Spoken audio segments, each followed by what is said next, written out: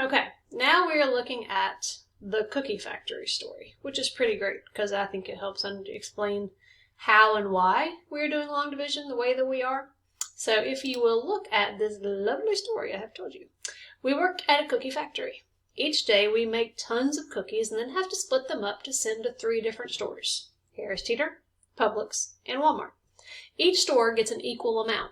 We package our cookies in different size packages. Each day we make truckloads of cookies, which has 10,000 cookies in them. Then we package pallets of cookies, and they each hold 1,000 cookies.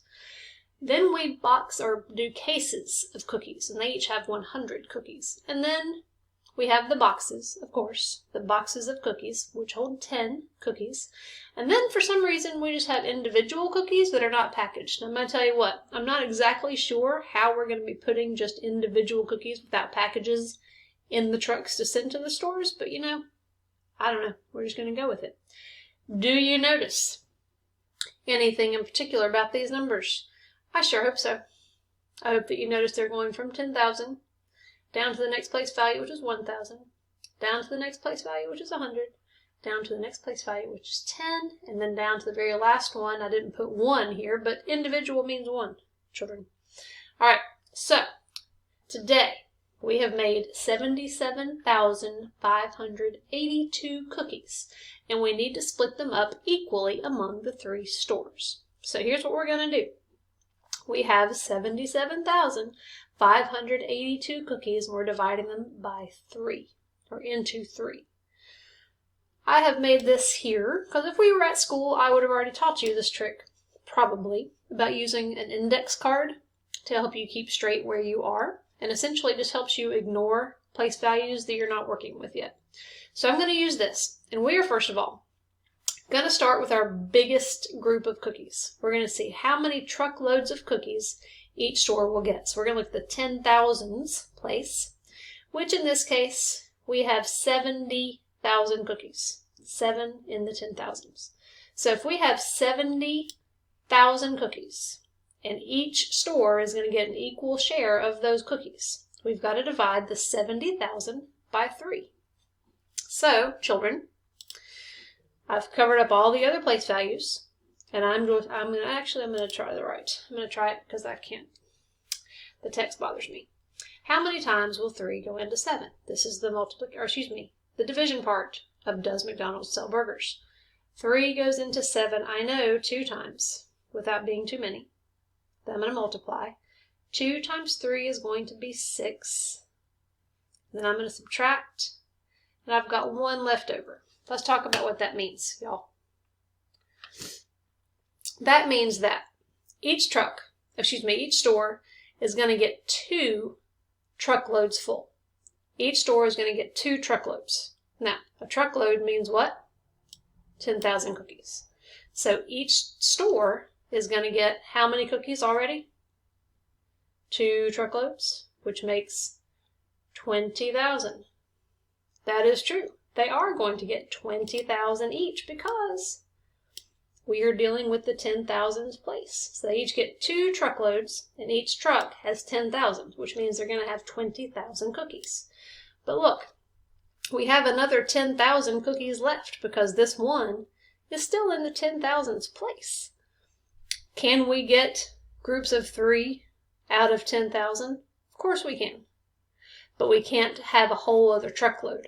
Like if we don't have enough cookies to give every store 3 truckloads. So they're going to get 2 truckloads plus some more. So it's going to be between 2 and 3 truckloads, but we don't have enough to have 3 truckloads. We have enough to give each store 2 whole trucks, and then there's going to be some more. So we have this 10,000 set of cookies left. So that is 1 truck, right? 1 truck worth left of cookies. You're saying, Miss Sigmund, how do you know that's 10,000? It's just the number 1. Except no, friends. It's in the 10,000s place, and because we've been real careful and lined our place values up, we know that anything here is a 10,000. So we have 1 truck left, but 3 stores to share it in. So we have to take those cookies out of the truck and split them up equally. So while we're doing that, let's go ahead and package those cookies from that 1 truck that we're going to split up into 3 ways. And we're going to add those cookies to the pallets that we have, which is in the 1,000s place, remember? Each pallet has 1,000 cookies.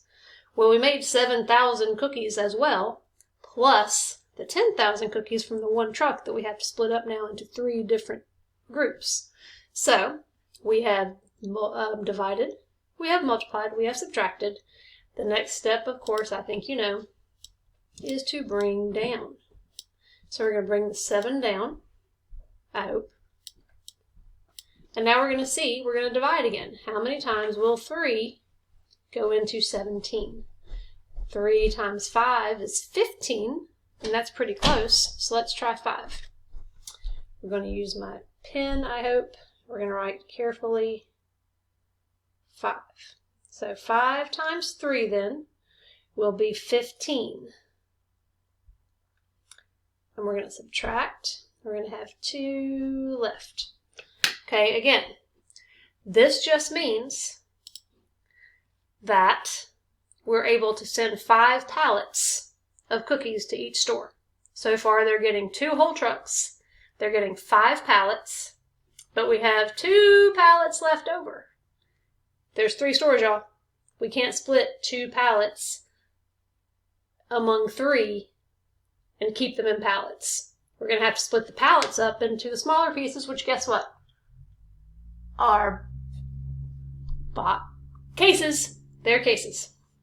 So we're going to take these pallets, we're going to break them down, we're going to take those 2 pallets, we're going to break them into 3 equal groups, and then put them with the cases. So we're going to take our index card and we're going to slide over and see our next digit. That means we have 5 cases. Now, 5 is actually in the hundreds place, which means we have 5 cases. We have 500 cookies. But we're going to ignore that and just be like 5. So, children, now we're going to start the process over. First of all, I've got to bring down my 5 because we subtracted. Now we're going to use the cases.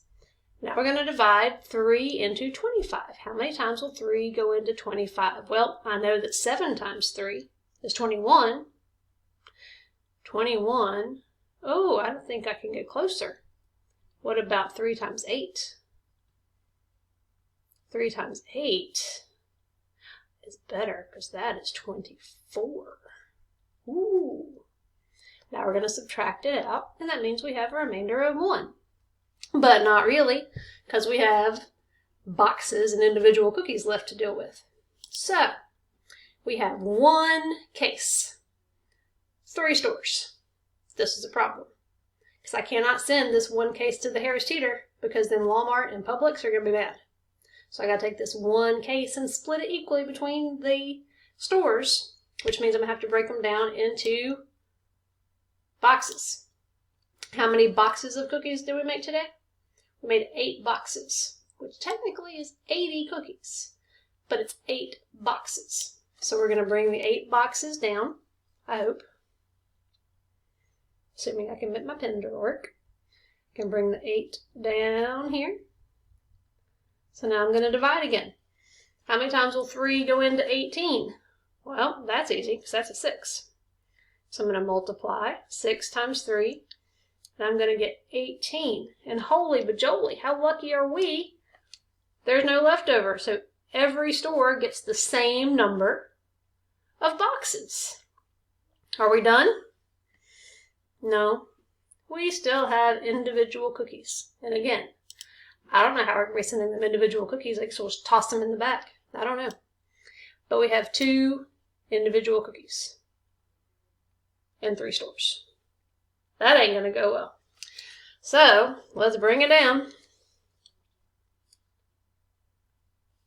Bring down the 2. Alright, now we're going to divide again. How many times can we divide 3 stores into 2 cookies?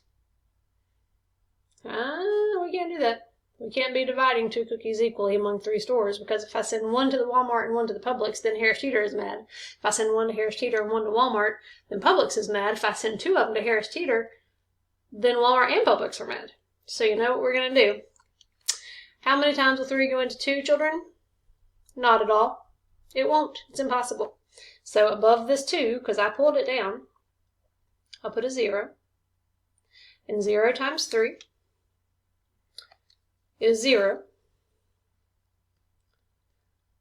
And that means we have a remainder of 2 cookies. Which means, in this case, my friends, each store is going to get 25,860 cookies from us today. 2 truckloads, 5 pallets, 8 cases, 6 boxes, and no individual cookies, which makes a lot of sense to me because shipping individual cookies without being packaged just does not seem sanitary. And we have 2 left over, and since I'm the boss of the cookie factory, that means that I get to eat those, and you guys are sad because I'm the boss and you're not. Okay, so that is why we start with the biggest number first. It's always going to be like, how many truckloads does blah, blah, blah get? And then when you figure out how many trucks you have left over that you can't split up equal anymore, you break it down into the next largest group. So then you take truckses and you break them into pallets. You see how many pallets, full pallets, you can give each store. And there's going to be some pallets left that you can't share equally anymore, so the pallets get broken apart into the next largest place value, which in this case happened to be cases. And you see exactly how many whole cases every store can get. And then you're going to have some cases that can't be shared equally or fairly, so you'll break them down into the next largest place value, which is the boxes. And you'll split up the boxes as equally as you can until you get to the part where it's not fair anymore. And you break those boxes down into individual sized cookies. Ah, yay. Okay then. And again, my little index card here is just to make sure that I'm paying attention to one place value at a time. And I divide, I multiply, subtract, bring down. Does McDonald's sell burgers?